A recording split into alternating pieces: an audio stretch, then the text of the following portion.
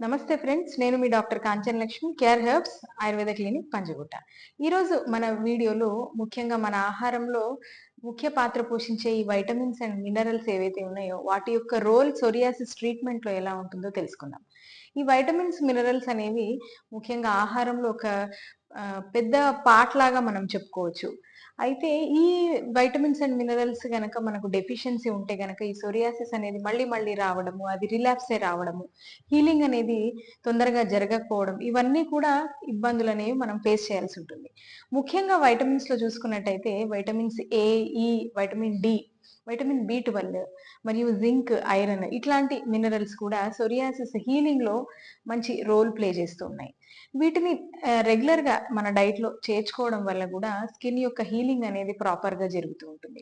మొదటగా చూసుకున్నట్టయితే vitamin D ఇది అందరికీ తెలుసు. సన్‌లైట్ దీని యొక్క ముఖ్యమైన సోర్స్ అని. అంతేకాకుండా మష్రూమ్స్ కూడా వైటమిన్ డి యొక్క మంచి సోర్సెస్. ఈ వైటమిన్ డి తీసుకోవడం వల్ల కూడా ఈ ఇన్‌ఫ్లమేషన్ అనేది తొందరగా కంట్రోల్ అవుతూ ఉంటుంది. సోరియాసిస్ రిలాప్స్ అవ్వకుండా ఈ వైటమిన్ డి అనేది కాపాడుతూ ఉంటుంది. మరొకటి చూసుకున్నట్టయితే ఐరన్. ఇది ముఖ్యంగా మన యొక్క బ్లడ్‌లో ఉంటుంది. ఐరన్ సమపాలుగా కరెక్ట్‌గా ఉండడం వల్ల గూడా హీలింగ్ ప్రాసెస్ అనేది తొందరగా అవుతుంది. సోరియాసిస్ రిలాప్స్ అనేది గూడా మనకు కంట్రోల్‌లో ఉంటుంది.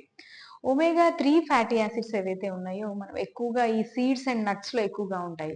ఒమేగా 3 ఫిష్‌లో ఉన్నప్పటికిని మనం ఫిష్ సోరియాసిస్ పేషెంట్స్‌కి వద్దని చెప్తాం కాబట్టి, ఈ ఫిష్ వల్ల చాలా మందిలో సోరియాసిస్ అనేది మళ్ళీ మళ్ళీ కనిపించే అవకాశం ఎక్కువగా ఉంటుంది గాబట్టి, ముఖ్యంగా ఈ వెజిటబుల్స్‌లో ఉండేటువంటి అంటే వెజిటేరియన్ డైట్ అనేటువంటి నట్స్ అండ్‌లో మరియు సీడ్స్‌లో ఈ ఒమేగా 3 తీసుకోవడం వల్ల గూడా మన యొక్క స్కిన్ మరియు సోరియాసిస్ హీలింగ్ అనేది ఫాస్ట్‌గా అవుతుంటుంది. ఇంకా ఈ గట్ హెల్త్‌ని గూడా ఒమేగా 3 ఫ్యాటీ యాసిడ్స్ అనేవి కాపాడుతూ ఉంటాయి. మరొక ఎలిమెంట్ చూసుకున్నట్టయితే జింక్ అంటాం. ఈ జింక్ అనేది వూండ్ హీలింగ్‌ని ప్రమోట్ చేస్తూ ఉంటుంది.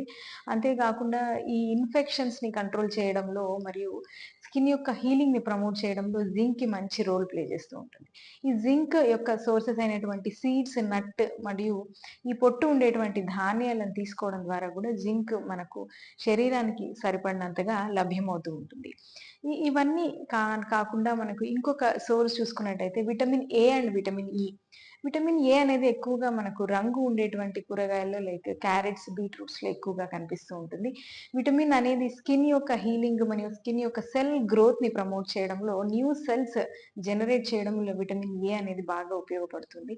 విటమిన్ ఇ ఏదైతే ఉందో ఎక్కువగా ఆయిల్స్, ముఖ్యంగా మనము ఆలివ్ ఆయిల్స్‌లో గూడా ఎక్కువగా చూస్తూ ఉంటాం. ఇట్లాంటి ఆలివ్ ఆయిల్‌ని మనకు ఈ మన రోజువారీ ఆహారంలో చేర్చుకోవడం ద్వారా గూడా ఈ విటమిన్ ఇ అనేది మనకు బాగా లభ్యమవుతుంది. విటమిన్ ఇ వల్ల గూడా మన స్కిన్ హెల్త్ అనేది బాగా ప్రమోట్ అవుతూ ఉంటుంది. స్కిన్ హెల్త్ మరియు హీలింగ్‌లో గూడా విటమిన్ ఇ అనేది హెల్ప్ అవుతూ ఉంటుంది.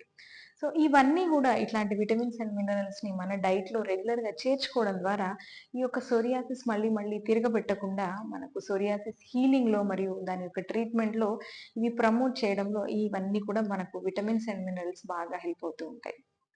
మీకు గనక తెలిసిన సోరియాసిస్ పేషెంట్స్ ఉంటే గనక తప్పక మా వీడియోని వాళ్ళకు షేర్ చేయండి. ఈ యొక్క విటమిన్స్ అండ్ మినరల్స్ యొక్క రోల్‌ని వాళ్ళకు తెలియజేసి వాళ్ళని కూడా తప్పకుండా వాళ్ళ యొక్క డైట్‌లో వీటిని చేర్చుకోమని చెప్పండి. మీకు గనక ఈ వీడియో నచ్చినట్టయితే మా వీడియోని తప్పక మీకు తెలిసిన వాళ్ళకి షేర్ చేయండి. మీకు గనక ఎటువంటి డౌట్స్ ఉన్నా మా కామెంట్ బాక్స్‌లో కామెంట్ చేయండి. Thank you.